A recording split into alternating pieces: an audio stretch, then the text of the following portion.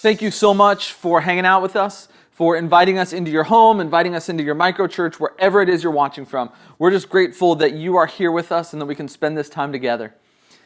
There are several movie scenes that really stick out with me because they're these incredibly emotional moments.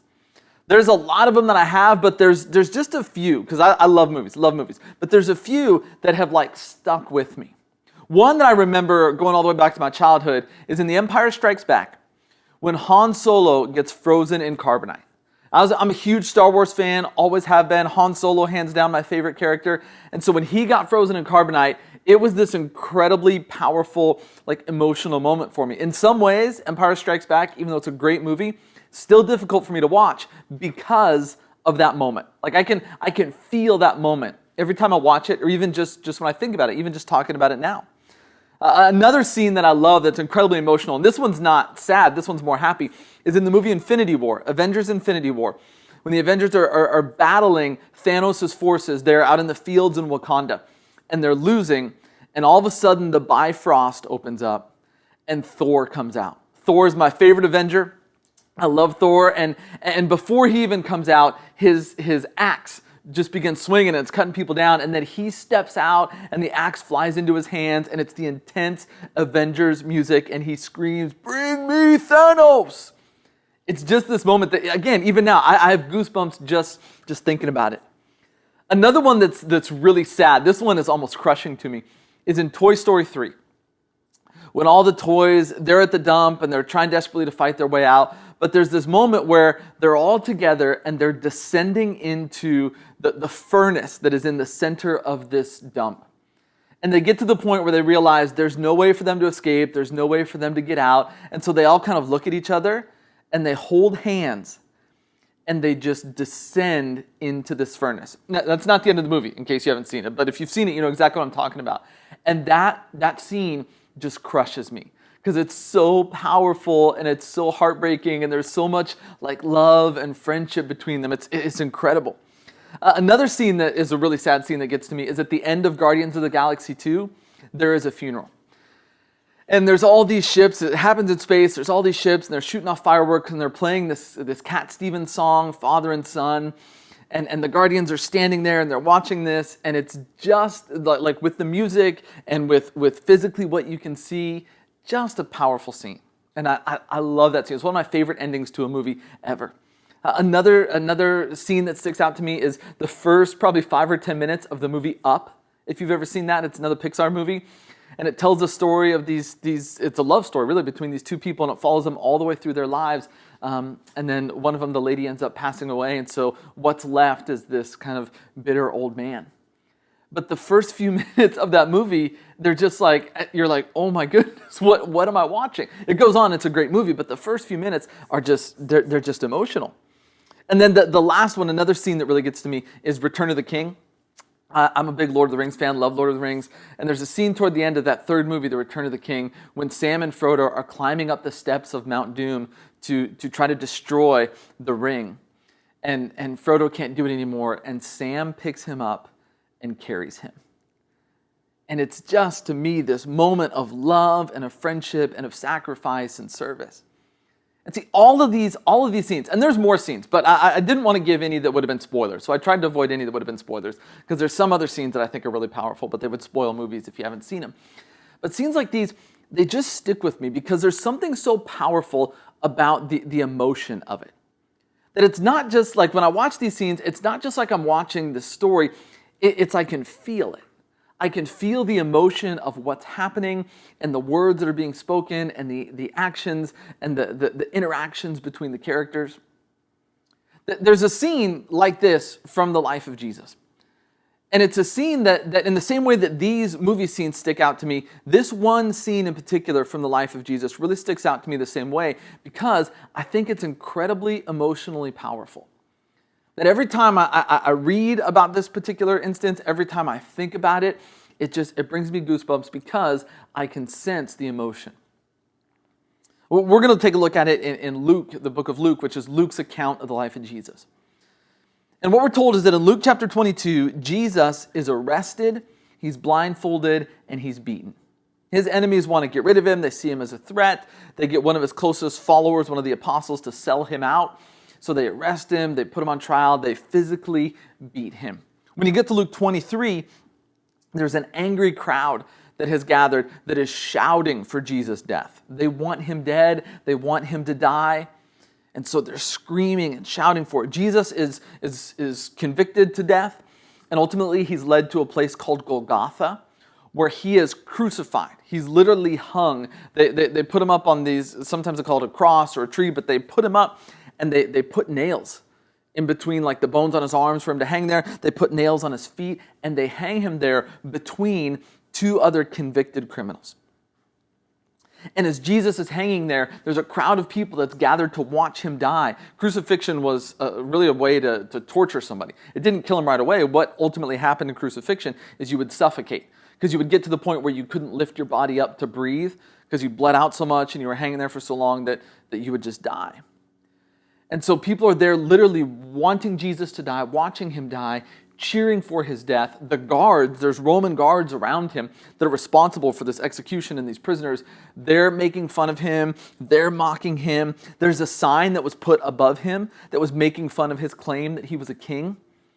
And so they were mocking him and his death. One of the criminals that's there with him actually even begins to make fun of him, even begins to mock him. And so you have this picture of Jesus who is surrounded by all of this violence and all of this hatred and all of this anger and just blood. And in the middle of all of that, here's what Jesus says.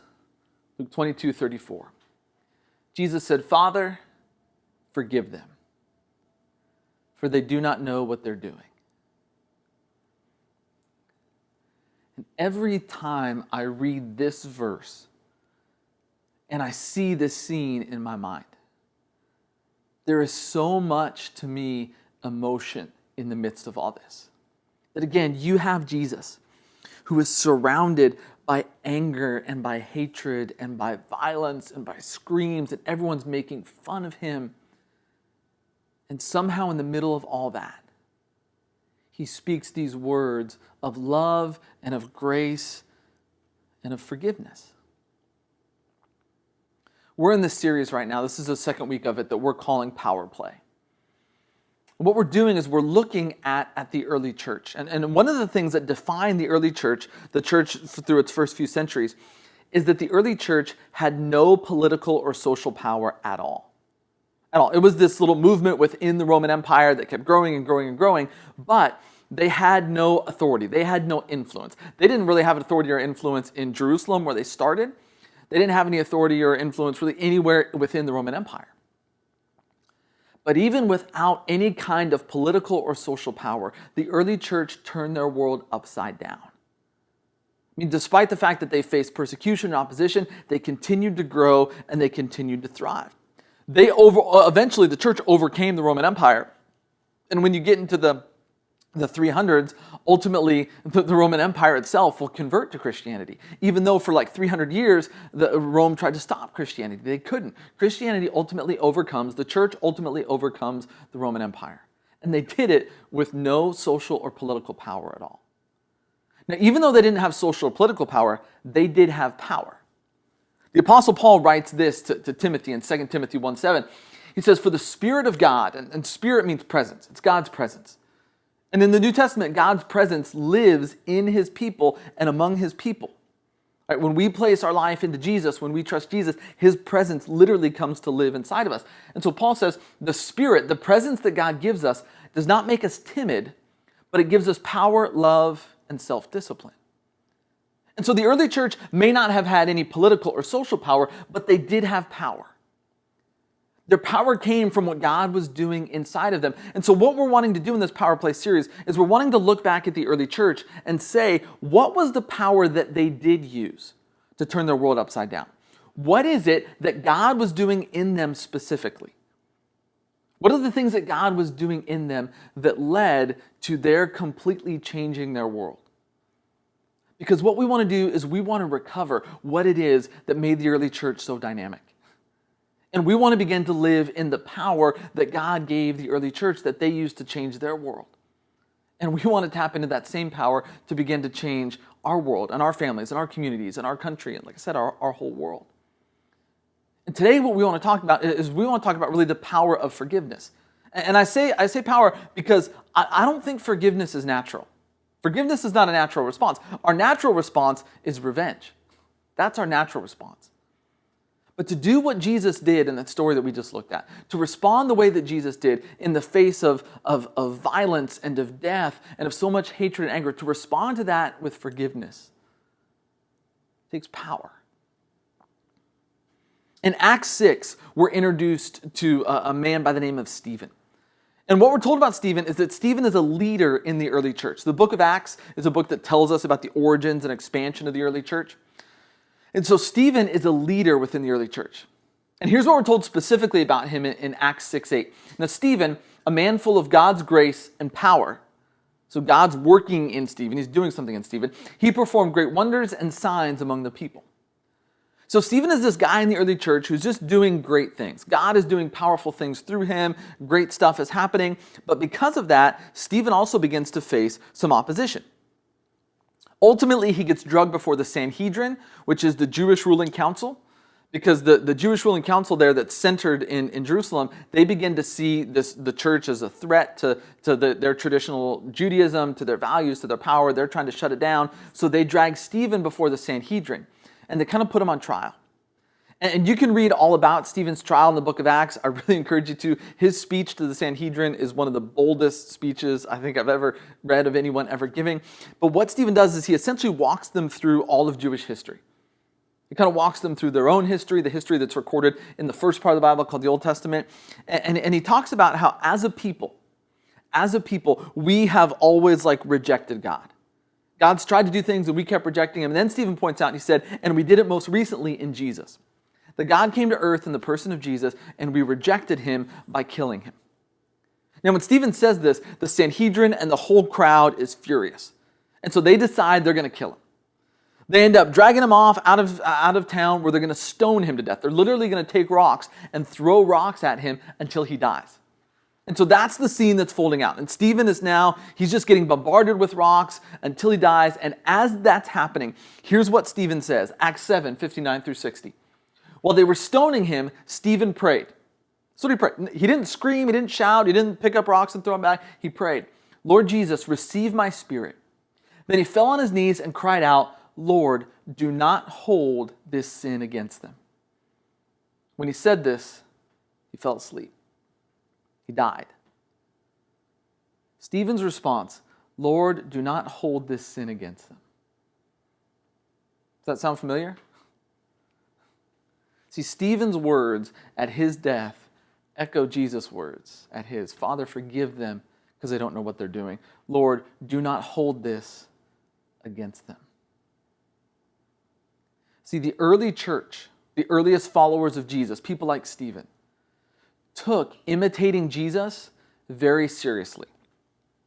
For them, that's really kind of what it meant to be a Christian. Christianity wasn't, in its early days, it wasn't a set of doctrines. Like, do you believe this? Do you believe this? Do you believe this? Do you believe this? Okay, good, you're a Christian. That's not what faith in the early church was. Faith in the early church was about living the way that Jesus lived. It was about following his example, treating others the way that Jesus treated people, doing for other people what it is that Jesus has done for us. That's the way the early church functioned. And so the way the church did ministry is it was rooted in transformation and character development so that as people, we would live more and more like Jesus. And as people did that, as people lived more and more like Jesus, then things changed. Lives were changed and the world was changed. Now, Stephen's death here, as tragic as it is, Stephen's death ultimately sparks the expansion of the church. Because here's what happens after Stephen's death. In Acts 8:4, this is what we're told. Those who'd been scattered preached the word wherever they went. Stephen's death starts this persecution, this intense persecution of the church, that it begins with Stephen. He's the first martyr. We killed him, now let's kill other people. So as a result of Stephen's death, there's this great persecution. Followers of Jesus are scattered outside of Jerusalem, but everywhere they go outside of Jerusalem, they begin to tell other people about Jesus. That Stephen's martyrdom and all this persecution really, in a way, emboldens them. And so Stephen's death, and particularly his response at his death, is what fuels the growth and the expansion of the church. See, what we see in Jesus and Stephen's death, when you look at their stories and when you look at how they respond to all the anger and all the hatred and all the violence that's happening around them as they're being killed, what you see in Stephen and in Jesus is the power of forgiveness. Because what most often happens in life is when someone treats someone else negatively, when someone's mean to someone, when someone's angry with someone, when someone's violent with someone, then we respond with just an escalated version. I mean, this is really how arguments start, right? I accuse you of something, you fire back, I fire back, you fire back, and it just keeps growing and growing and growing. This is how you get to the Hatfields and McCoys. That all it takes is one person to start something or one person to feel something, and we just keep giving back to each other an escalated version of whatever we feel like we're getting. I grew up in the city of Downey, which is about 20 miles from here. And in my city, there was two high schools. There was Warren High School and Downey High School. And Downey High School was the Vikings. Warren High School, that's where I went. We were the Bears. And like a lot of high schools in the same town, there was a rivalry. There was a rivalry between Downey and Warren, and it particularly reached its peak in football season leading up to the big game, the big Downey-Warren football game. That was called Spirit Week, and each day of Spirit Week there was like a different theme, and a lot of times in Spirit Week there's Nerd Day, where you dress up like a nerd, but in our school district, if you went to Downey, it was Warren Wimp Day, so you dressed up like a wimp from Warren, and if you went to Warren, then it was Downey Dork Day, and you dressed up like a dork from Downey. And when people dressed up like that, they'd drive by each other's schools and they'd honk horns, and there was a rivalry. One of the intense things about the rivalry, and this didn't happen every year. I don't know how often it happened, but there would be like a little bit of I guess you call it vandalism, back and forth between the two schools. Downey High School had this victory bell that they would ring whenever they won. And so what people from Warren would do sometimes over the years is they would figure out ways to steal the victory bell, they'd figure out ways to paint the victory bell in Warren's colors, do all kinds of crazy things. On the other hand, Warren, our mascot was the Bears. In the middle of our quad, there was this bear statue that was made of like concrete. So a lot of times what people from Downey would do is they would sneak over and they would paint the bear in Downey's colors. They'd put the bear like in a Downey football jersey. At one point in history, the bear had hands, but somebody had put like explosives, like I don't know if it was dynamite or I don't know what it was, put explosives in their hands and blew the bear's hands off. So like when I was there, the bear didn't even have paws, it just kind of had these like exploded nub things. And in fact, the last time I went to the school, they had actually put the bear in a cage so nobody could get to it. So what you had is what we just talked about, that there's this kind of escalating back and forth. You did this to me, so I'm going to respond by doing something even more, and I'm going to respond by doing something even more, and it just goes back and forth. That's what happens in rivalries. That's what happens in arguments. That's what happens typically in life. We respond to someone else by giving them an escalated version of whatever it is they have given us, and it creates a cycle, just this back and forth cycle. See, the thing about forgiveness is forgiveness breaks that cycle. Because instead of responding with an escalated version of the anger and the hatred and the violence you're giving me, I instead choose to respond by forgiving you. Now, forgiveness ultimately, really what it is, when you look at the word, when you're just defining what is forgiveness, forgiveness is letting go of the desire to get even. In fact, the word that's used, that Jesus uses when he's hanging on the cross, when he says, Father, forgive them, they don't know what they're doing, that word actually means to set free or to send away. And so what Jesus says is, he goes, look, I know that it's my right, and for Jesus, as God in the flesh, it's within my power. I can pay these people back. That's what they deserve. That's what they should get. But in forgiving them, I'm choosing to release that. I'm choosing to let go of that. I'm choosing not to act upon that. See, when someone hurts us, our natural reaction is to hurt them back. That's just it. That's what we want to do. You hurt me, now I'm going to hurt you. Now sometimes we actually try to do that externally. Sometimes we do things physically or mentally or emotionally to try to hurt them. Other times, even if we don't act on that impulse, we hold it deep inside of us. And you know what? I may not do anything to try to get back at you, but you know what I am doing? Inside, I'm actually cheering for your downfall. I want you to fail. I want your life to fall apart. I want your life to be miserable. So even though I'm not acting on my hatred and my anger, it's still inside of me. And those are still the thoughts and the things that I think toward you, and that really deep down in my heart, if I'm honest, that I'm wishing toward you. See, forgiveness is ultimately about letting go of that natural reaction. It's about releasing that, and it's about breaking the cycle of hurt and pain that just keeps going on and on in relationships with people. See, as long as we hold on to that hurt, even if we don't physically act on it, as long as we hold on to that hurt, we keep the cycle going. Because in my heart, I still have that hatred and that anger, and I still want you to lose and fail. See, forgiveness is about setting that free. And here's what I want us to understand. This is really important. Forgiveness isn't just about setting the other person free. It's about setting me free too. Because as long as I hold on to that hatred, as long as I hold on to that desire to get revenge, that brews in me and it stirs in me and it makes me bitter and angry and hate-filled. See, forgiveness, it's ultimately about releasing that other person, saying, you know what, I'm not going to wish for your demise. I'm not going to try to hurt you. I'm going to let that go. It's also releasing me, saying, you know what, I'm going to let go of this anger. I'm going to let go of this hate. See, forgiveness isn't just about the other person. It's about us too. Now, in principle, I don't think any of us would disagree that forgiveness sounds like a good idea. Yeah, forgiveness. Yeah, we should forgive. Yeah, we should forgive.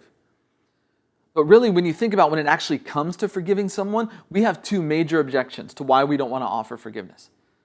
And here they are. Here's our two big objections: forgetting and justice. Let's start with the first one, forgetting. A lot of times, the reason we don't want to forgive someone, or the reason we have a hard time forgiving someone, is because we say to ourselves, I can't forget what they did. I can never forget what it is that this person did to me. And you know what? Let me just say this. You're right. You can't forget it, and you may never forget it. Sometimes people are going to do things, they're going to wrong you, and it's going to be minor, and you know what? You're going to forget about it 2 days later. You know, you didn't do your chores. Okay, whatever. Not that big a deal. You said you were going to pick up these things on the way home, and you forgot. Okay, not that big a deal. When people wrong you in minor ways, you're going to be able to forget it. But when someone wrongs you in a major way, you might never be able to forget it. You might not. No one's saying that you have to forget in order to forgive. In fact, no one's even saying that you still have to be really good friends with the person that wronged you. You don't. Forgiveness doesn't necessarily mean, hey, we're going to go back to exactly the way things were. Sometimes you should not go back to relationships where people have hurt you and wronged you, because some people are toxic and some people are abusive. And if you've gotten out of a situation where someone is toxic or where someone is abusive, going back to that relationship is not a good idea. Forgiveness isn't necessarily about bringing things back to the way that they were. Forgiveness, again, is about letting go of that anger and that hatred. Saying, you know what, I'm not going to carry this around anymore. Because not only is it not good for you, it's not good for me. And you don't have to forget something in order to forgive it. You can still remember things. You can still remember events. You can still remember things that happened to you. And you know what? You can still live a full life. You can't erase those things that happened. You never will be able to. But you can still release that anger and that hurt and that pain, and you can still embrace a full life of love and joy and compassion, the life that God has for you. So you might never be able to forget. You might not. But that still doesn't mean you should hold on to that anger and that hatred. You can still forgive and let go and embrace a full life. Now, the second objection we have is really the idea of justice. That forgiveness doesn't seem like the just thing to do. Because again, inside of us, we have this natural desire that we want things to be fair. And if you hurt me, it's only fair that I hurt you. If you did something wrong, it's only fair that you suffer. And so the thing about forgiveness is forgiveness kind of denies that sense of justice. That you did something wrong, and if I forgive you, well, then you just get away with it. You just got to do that horrible thing to me. I felt all the pain, and you got nothing. And see, a lot of times what happens with people of faith, with Christians, is we struggle between this dynamic of justice and of forgiveness. Because when you read through the pages of the Bible, especially if you're looking at the Old Testament prophets, they will advocate for justice, justice, justice. And then you get to Jesus in the New Testament, and it's forgiveness and forgiveness and forgiveness. And we feel ourselves torn between these two things. Like, which one is it? Is it forgiveness or is it justice? And what I want us to see is Christian faith, Christianity, is not about choosing between forgiveness and about justice. It's about living in the fullness of both of them. Because go back for just a moment to the picture we started with Jesus on the cross. That there is Jesus. He's suffering and he's dying. People are cheering for him. They're screaming for him. And why is he doing that? Why is he suffering and dying? He did nothing wrong. Paul writes in 1 Corinthians 15:3, Paul says, here's why Jesus died. He died for our sins. The word sin, it's kind of a tricky word a little bit to define. If you look at the actual word itself that's used there, it literally carries the idea of erring, of making a mistake, of missing something. It's used sometimes to talk about evil deeds. It's used to talk about violations. It's used to talk about things that are wrong. What we know about sin, though, is that in Romans 6:23, here's what Paul writes. For the wages of sin is death. Paul says, you know how you know what sin really is? You look at what it brings. The only thing that sin brings is death. See, sin is anything that we do that brings death to us, through us, to the people around us. It's when we do things that eat us up, that tear us up. When we do things that tear other people down, when we do things that destroy relationships, destroy our families, these things are all sin. Paul says the way you tell what sin is you see what it produces. And the only thing sin can ever produce is death. See, the defining characteristic of sin is sin will promise you something great, but all it will deliver is death. And when I say death, what I mean by that is guilt and shame and pain and brokenness and hurt.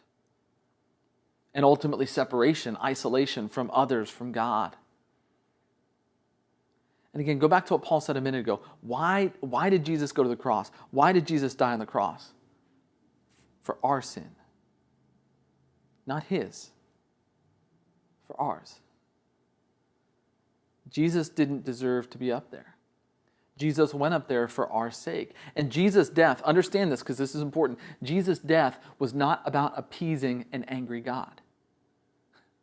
I mean, think about it. Jesus is God. He's God in the flesh. Jesus' death is not about appeasing himself. Jesus' death is ultimately about justice.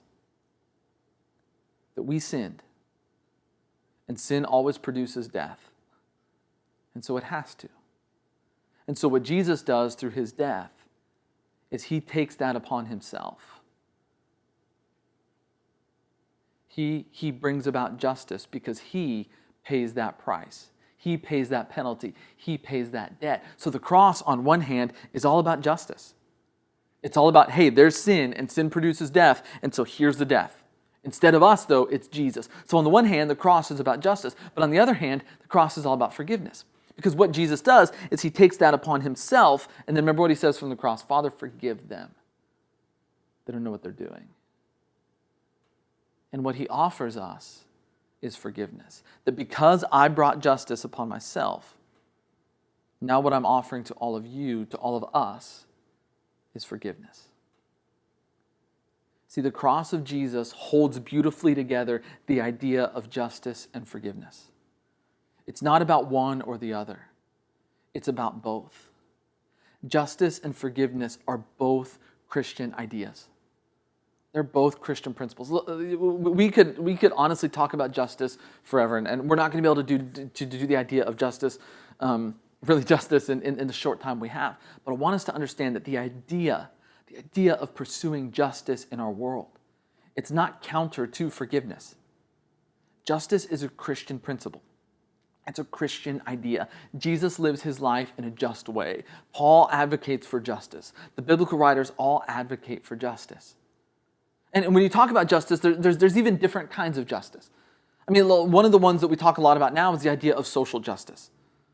That there are things wrong in our society. And really the whole idea of justice is about making something whole. It's about making something right. And so the idea of social justice is about how do we make our society right? How do we make our society whole? And that is a Christian thing to do. That is a Christian thing to seek to do because that's what Jesus is doing on the cross. What is Jesus doing on the cross? He's trying to make you and I whole. He's trying to make us right. So seeking justice is a Christian thing to do. There's not just social justice, there's also relational justice, which is what we've been talking about a lot today. That when someone wrongs me and there's a break in that, there's sin within our relationship because you've hurt me or you've betrayed me or I've betrayed you and I've hurt you. There's that the relational damage has been done. And what we want to seek is relational justice.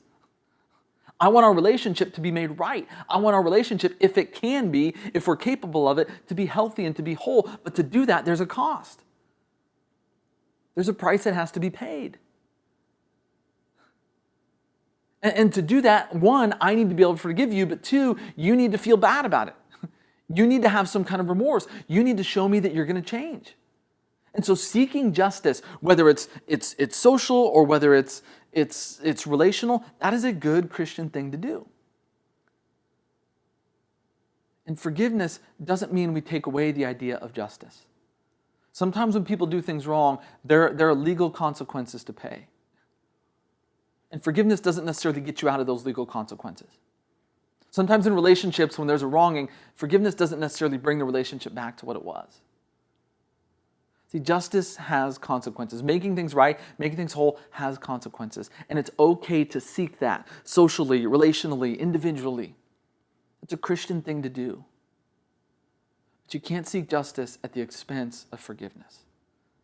Because Jesus isn't about one or the other. He's about both. Seeking justice still requires forgiveness. That there may be restitution for what you did legally. There may be restitution for what you did relationally.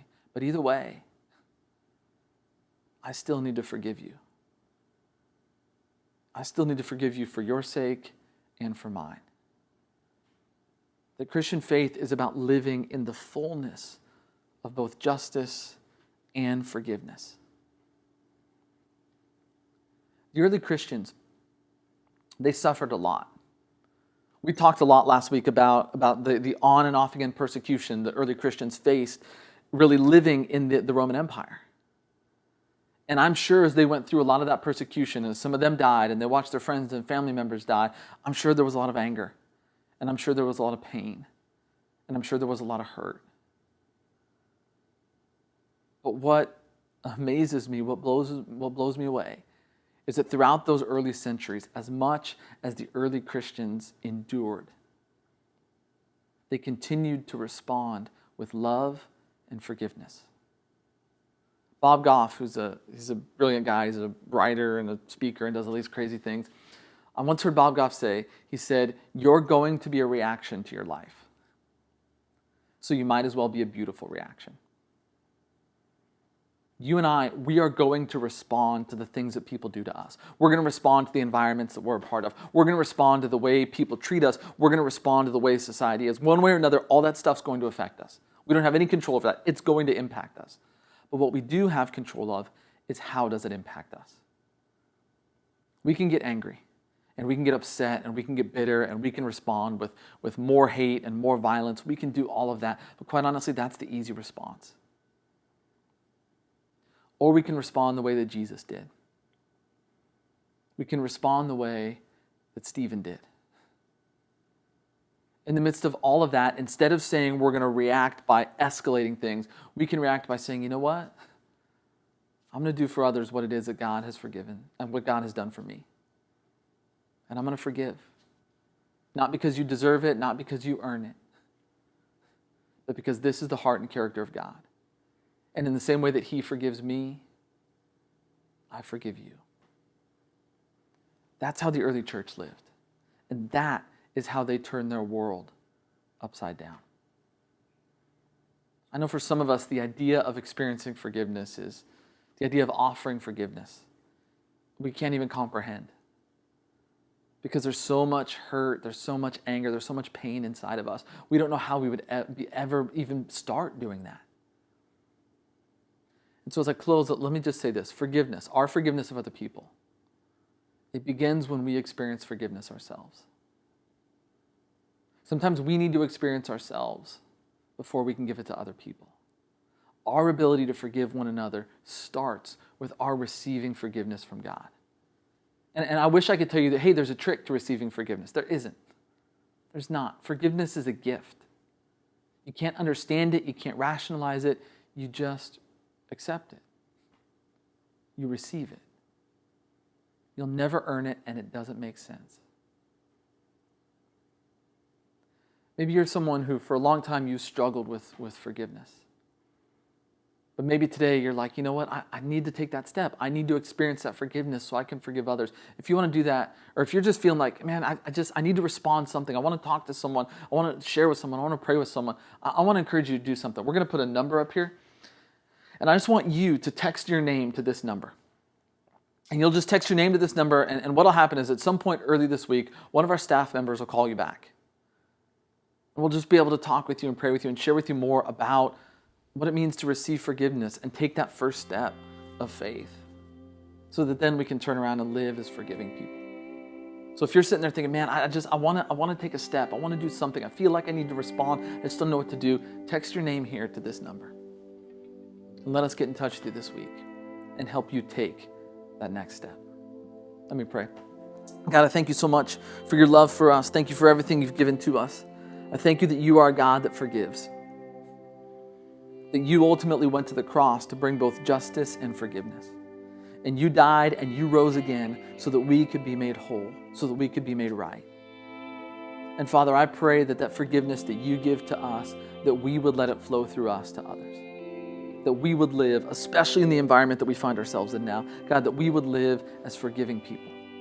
Because more anger, more hatred, more bitterness is not going to change our world. It's just going to make it worse. What our world needs is people who will live the way the early church lived. People who will live by the power of God and with hearts of forgiveness. God, we love you. We thank you. We pray this in Jesus' name. Amen.